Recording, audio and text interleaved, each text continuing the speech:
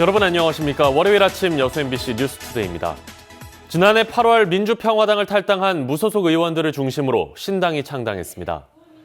대한신당은 어제 국회의원 회관에서 소속 의원과 당직자 등이 참석한 가운데 창당대회를 열어 외부 인사 영입과 단계적 통합 추진 등 총선 준비에 나서겠다고 밝혔습니다. 특히 대한신당이 바른미래당 당권파와 민주평화당을 대상으로 접촉에 나설 것으로 보여 앞으로 제3지대 연대가 성사될지 주목됩니다.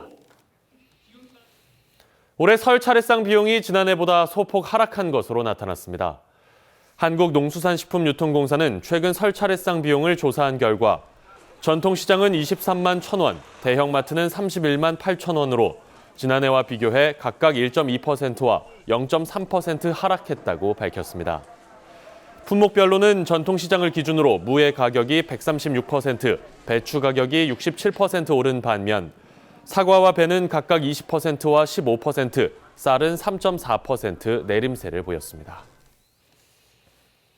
전라남도가 대기 환경 개선과 이모빌리티 산업 육성을 위해 전기자동차 보급을 대폭 확대합니다.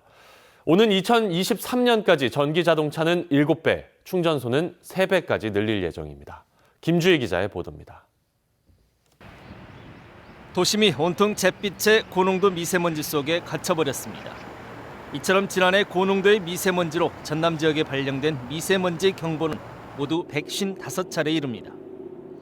특히 지난해 2월 28일에는 미세먼지가 세제곱미터당 220 마이크로그램, 초미세먼지가 세제곱미터당 166 마이크로그램으로 최고 기록을 경신하기도 했습니다.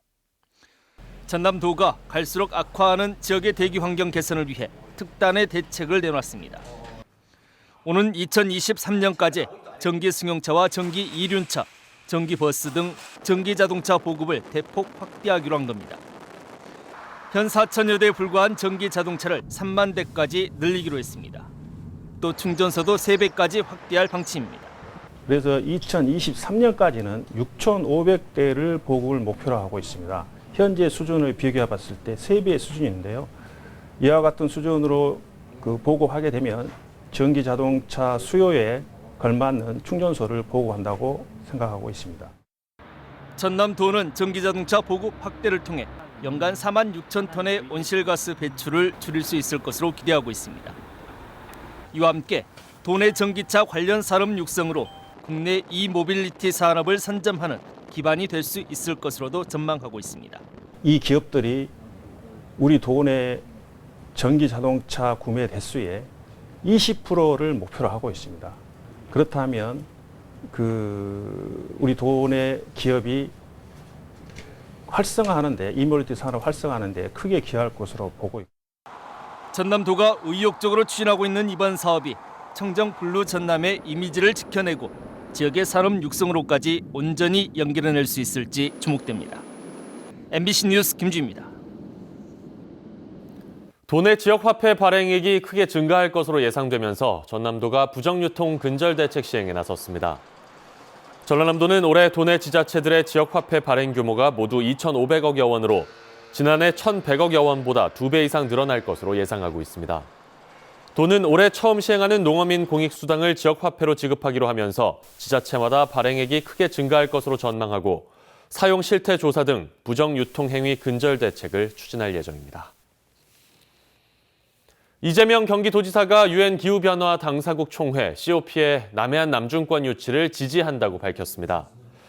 조계원 전 경기도 정책수석의 북콘서트 참석차 여수를 방문한 이 지사는 어제 COP 유치위 위원들과의 간담회에서 COP 총회의 남중권 유치가 지방 분권의 실현이자 경기도가 추구하는 공정사회의 모습이라며 이같이 밝혔습니다. 이 지사는 특히 이 자리에서 유치위원회의 고문직 제안도 수락하며 대회 유치에 대한 실질적인 지원을 약속했습니다. 오늘 첫 소식으로 전해드린 것처럼 대한신당이 공식 출범했습니다. 제3지대 통합을 기치로 내걸었는데요. 안철수 전 바른미래당 대표의 귀국이 임박한 가운데 4년 전 총선의 녹색 돌풍이 올해도 가능할지 주목됩니다. 송정근 기자입니다. 대한신당이 중앙당 창당대회를 열고 중도 개혁 세력 통합을 향해 닻을 올렸습니다. 바른미래당과 민주평화당 그리고 호남계 무소속 의원들에게 제3지대 통합에 함께하자고 말했습니다. 우리가 대한민국 정치판을 바꿔 바른미래당도 제3지대 통합에는 대한신당과 뜻을 같이 하지만 안철수 전 대표와의 관계를 놓고는 입장이 엇갈립니다. 바른미래당의 손학규 대표는 안 전 대표의 합류를 적극 요청하고 있고 호남기 의원들도 안 전 대표를 구심점 삼아 보수와 진보를 아우르는 제3지대 정당을 만들겠다는 입장입니다. 당원으로서 역할과 도리를 뭔지를 본인이 생각하고 이제 복귀한다고 그러니까 환영할 일이죠. 중도 실용 민생 개혁을 함께 할 사람들하고 같이 제3지대 정당을 만들어야 된다. 반면 대한신당은 안 전 대표의 합류에 부정적인 기류가 대세입니다. 4년 전 총선 때 함께 녹색 돌풍을 일으켰지만 이후 안 전 대표가 보여준 모호한 정체성과 행보를 볼 때 더 이상은 함께하기 어렵다는 입장입니다. 노선도 분명하지 않고 또 주민들의 신뢰가 떨어져 있는 상황인데 그 정치공학적으로 이렇게 한다고 해서 주민들이 다시 박수를 치겠는가, 유권자들이. 여기에 4년 전 총선을 앞두고 안 전 대표와 호남 의원들이 이른바 친문 세력에 대한 반발로 민주당을 집당 탈당하던 때와는 달리 지금은 문재인 대통령과 민주당에 대한 호남의 지지가 굳건한 상황입니다. 통합을 추진하고 있는 보수 진영이 안 전 대표에게 러브콜을 보내고 있는 점도 안 전 대표가 제3지대나 호남이 아닌 다른 선택을 할 가능성을 열어두고 있습니다. 지난 총선 때 녹색바람을 일으킨 민주당 탈당 의원들과 안 전 대표가 또 한 번의 바람을 일으킬 수 있을지 4년 전과는 상황이 많이 달라지긴 했지만 선거까지는 아직 석 달이 남아 있습니다. MBC 뉴스 송정근입니다. 최근 중국에서 확산하고 있는 원인 불명의 폐렴과 관련해 보건당국이 각별한 주의를 당부했습니다. 각 지역 보건소는 최근 중국에서 우한시의 해산물 시장을 방문한 뒤 50여 명의 폐렴 환자가 발생한 것으로 보인다며 발열 또는 호흡기 증상이 발생하거나 해당 지역을 방문한 경우 보건소에 신고가 필요하다고 밝혔습니다. 한편 국내에서 비슷한 증상을 보였던 중국 국적의 여성은 상태가 호전됐고 중국 폐렴과는 관련이 없는 것으로 알려졌습니다. 농업당국이 겨울철 농작물 피해 예방을 위해 철저한 관리를 당부했습니다. 전라남도 농업기술원은 최근 이어진 잦은 비와 부족한 일조량의 영향으로 농작물의 생육이 약해져 한파가 발생할 경우 피해가 날 수 있다며 배수로 정비 등에 신경 써야 한다고 강조했습니다. 기술원은 또 딸기와 토마토, 오이 등의 시설 작물은 웃자람 현상이나 곰팡이병이 발생할 수 있다며 빛 투과율이 높은 장막을 사용하고 그늘이 지지 않도록 잎을 제거해야 한다고 덧붙였습니다. 공무원 시험이나 공기업 입사를 준비하는 취업 준비생들이 한국사 능력 시험을 보지 못해 발을 동동 구르고 있습니다. 평가 방식 변경을 앞두고 응시자가 폭증했기 때문인데요. 원서 접수는 조기에 마감됐습니다. 우종훈 기자가 취재했습니다. 군무원으로 취업하려는 24살 김모 씨는 지난 석 달 동안 한국사 능력 검정 시험 준비에 몰두했습니다. 군무원에 응시하려면 한국사 능력 검정 시험 점수가 반드시 필요하기 때문인데 시험을 불과 한 달 앞두고 눈앞이 깜깜해졌습니다. 시험을 볼 고사장이 없어서 응시조차 할 수 없게 된 겁니다.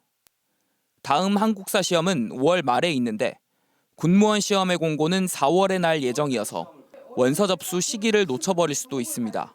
접수가 그렇게 종목을 받았을 때 다 마감인 걸 보고 순간적으로 얘가 황당하고 이걸 공부를 계속 해야 되나 이게 순간적으로 그런 마음이 얘가 자괴감이 든다고 하더라고요.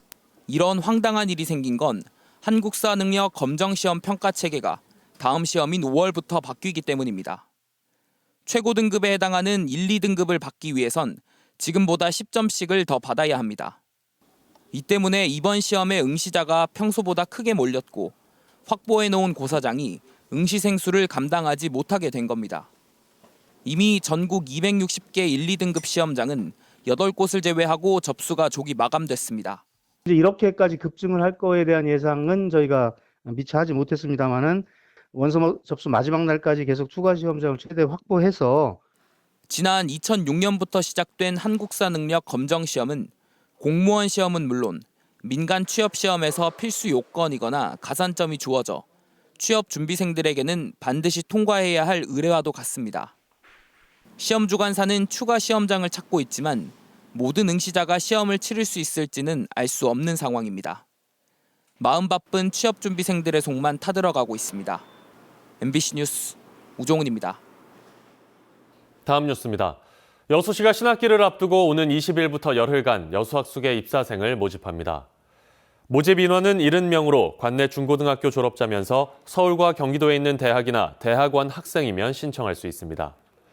서울시 도봉구에 있는 여수학숙은 수도권으로 진학하는 지역 학생들의 주거비 부담을 덜어주기 위해 지난 2014년부터 운영되고 있습니다. 설을 앞두고 관내 다중이용시설들을 대상으로 안전점검이 실시됩니다. 광양시는 오늘부터 전라남도와 소방서 등 유관기관 합동으로 전통시장과 대형마트, 버스터미널 등 20곳에서 건축물의 균열과 소방시설 관리 등을 집중 점검한다며 시민들의 협조를 당부했습니다. 또 기타 시설들에 대해서도 오는 20일까지 전수점검을 추진해 설 명절 전에 현장 조치를 마무리할 예정입니다. 자연휴양림을 사유화했다며 감사원으로부터 사용료 부과 처분을 받은 박병종 전 고흥군수가 이에 반발해 행정심판을 제기했습니다. 감사원은 지난해 민선 6기 감사 결과 박 전 군수가 2012년 11월부터 5년여 동안 파령산 자연휴양림 한 개동을 사적으로 사용하면서 사용료를 한 푼도 내지 않았다고 지적했습니다. 이에 따라 고흥군은 박 전 군수에게 휴양시설 사용료 부과 통지서를 보냈지만 박 전 군수는 외지에서 손님이 오면 머물 곳이 없어 공적으로 휴양시설을 빌려줬을 뿐이라며 사용료 부과 처분에 대해 행정심판을 제기했습니다. 고흥군은 행정심판의 결과에 따라 대응하겠다고 밝혔습니다. 네, 지금 서울의 하늘 구름만 조금 끼어 있는 가운데 미세먼지도 없어서 시야도 탁 트여 있습니다. 밤사이 청정한 바람이 하늘 청소를 잘해준 덕에 지금 서울의 초미세먼지 농도 20마이크로그램으로 어제 아침보다 반 이상 확 줄었고요. 그 밖에 전국은 이보다도 깨끗한 가운데 내일까지도 먼지 걱정은 없겠습니다. 단 날은 조금 더 추워져서 따뜻한 복장 잘해주셔야겠습니다. 지금 파주 등 내륙 깊숙한 곳은 영하 8도 가까이 떨어졌고요. 서울도 영하 4.3도로 어제 아침보다 조금 낮은데요. 한낮에도 0도 전을 맴돌겠습니다. 지금 해기차에 만들어진 구름대가 내륙으로 들어오면서 서쪽 곳곳에 영향을 주고 있습니다. 이 영향으로 경기 남부와 충청 이남 곳곳으로는 낮까지 눈이 조금 날리겠습니다. 그 밖에 전국의 하늘엔 구름만 조금 지나겠지만 동쪽 지역에서는 건조주의보가 확대되고 있는 가운데 바람마저 강하게 불어서 화재 사고 조심하셔야겠습니다. 자세한 한낮 기온 보시면 서울이 1도, 대전 4도, 광주와 대구 5도 선에 머물면서 어제보다도 조금 낮겠습니다. 내일은 제주와 전남, 경남 지방에 비나 눈이 조금 오겠고요. 그 밖에 남부 지방 곳곳으로도 눈이 날리거나 빗방울이 떨어지겠습니다. 날씨였습니다.